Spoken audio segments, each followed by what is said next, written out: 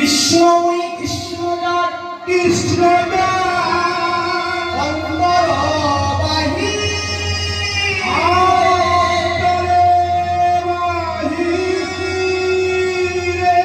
যাহা নেত্র করি তাহা কৃষ্ণ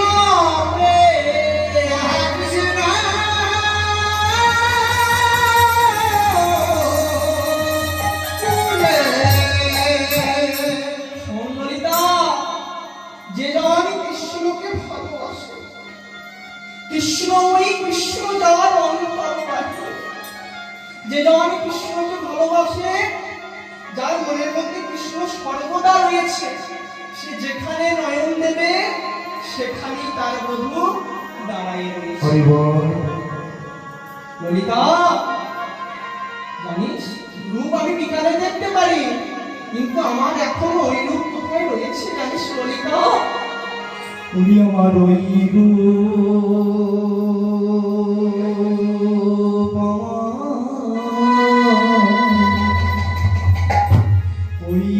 আমার ভিয়া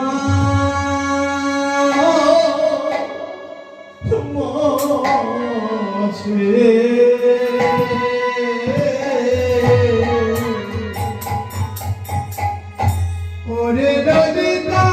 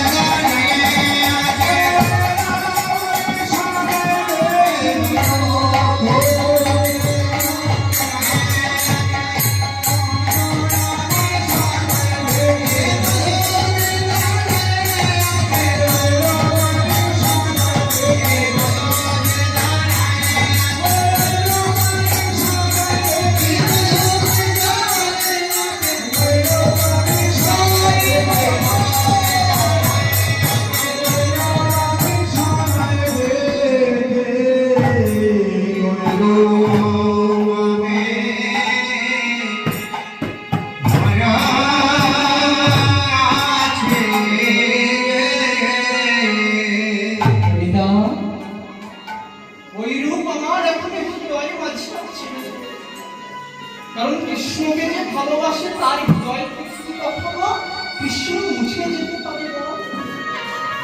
শুধু তাই নয়, বদনটা পূর্ণিমার চাঁদের মতো নয় রে, শুধু আর কি দেখলাম জানিস?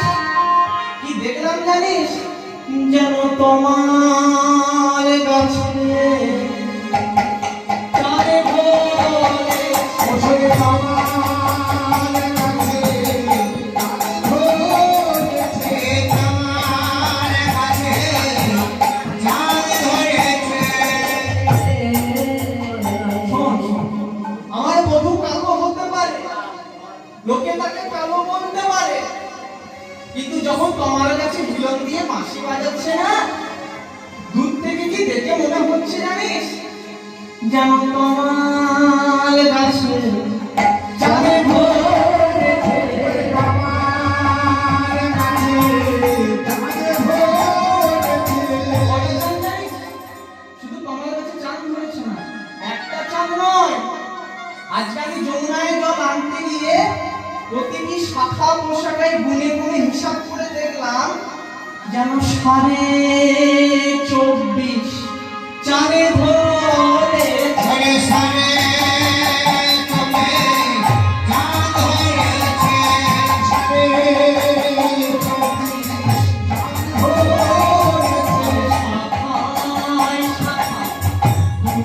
গুনে দেখলাম সাড়ে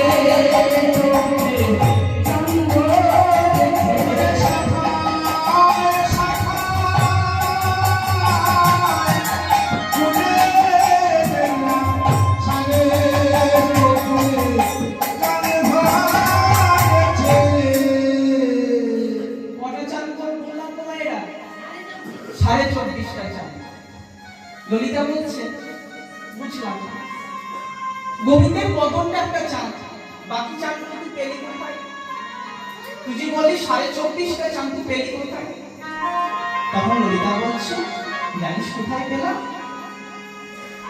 যারা জানে কাম গায়ত্রী, যারা জানে কাম গায়ত্রী, যদি ভালো করে লক্ষ্য করেন, কাম গায়ত্রীর কিন্তু অক্ষর রয়েছে 24.5টা। আপন আপন গুরুর কাছে জেনে নেবেন, কাম গায়ত্রীর 24.5টা অক্ষর।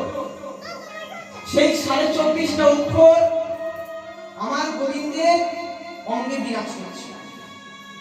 কোথায় কোথায় জানিস? শোন, বদনটা একটা পূর্ণচন্দ্র, ভালো হিসাব রাখবে কিন্তু এরা।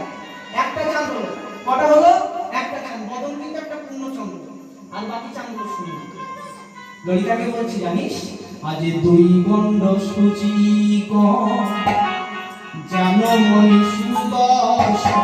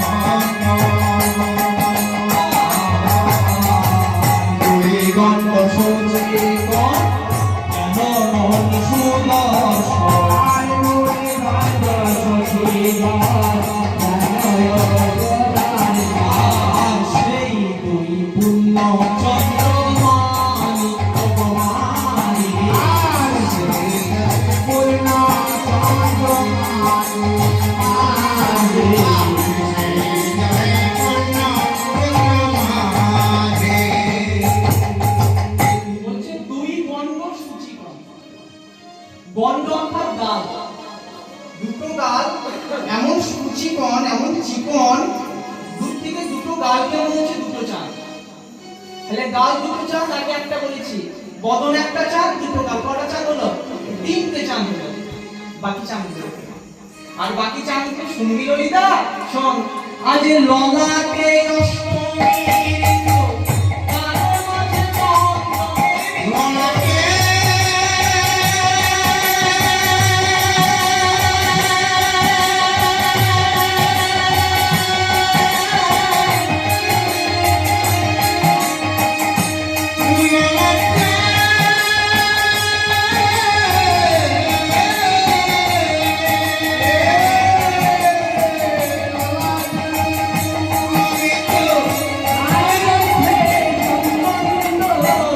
সেই একে পূর্ণ চন্দ্রমা ভবনানি।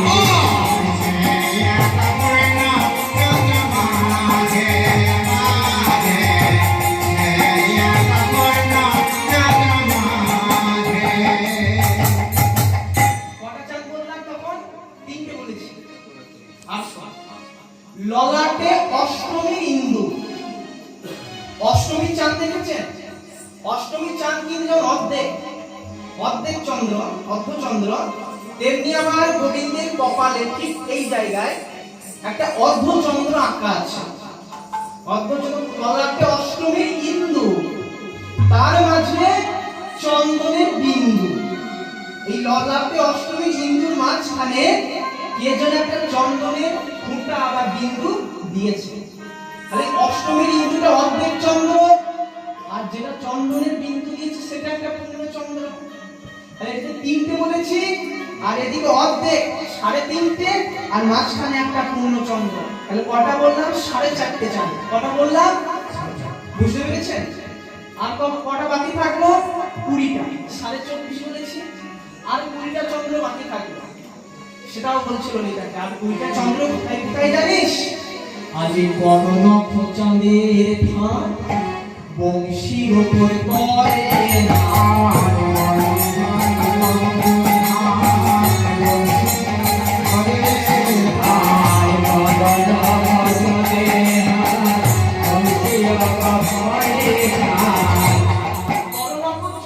চাঁদের খান বংশীর উপর করে নাচ। আজ তার ধরি মুরলীর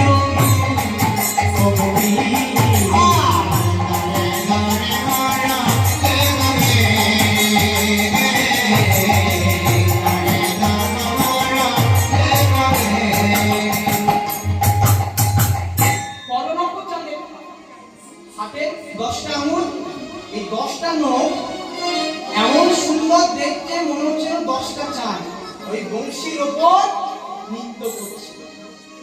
আর এই বংশীতে যখন নৃত্য করছে, এখান থেকে সুন্দর একটা মুরলী গীত, একটা বাঁশির সুর বের হচ্ছে। আর এই বাঁশির সুর শুনে হাতে 10টি চাঁদ বললাম, ওদিকে কটি হয়েছিল? 4.5। এই 10টি 14.5টা, আর 10টা পড়ে রইল। আর 10টা কোথায় জানিস?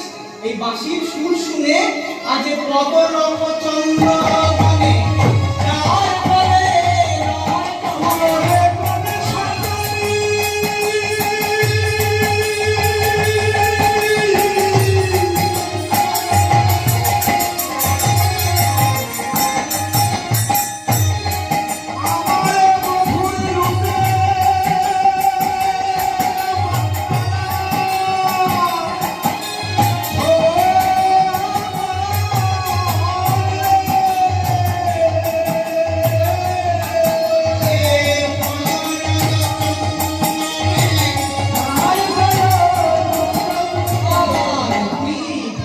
ভোলাই ওইছে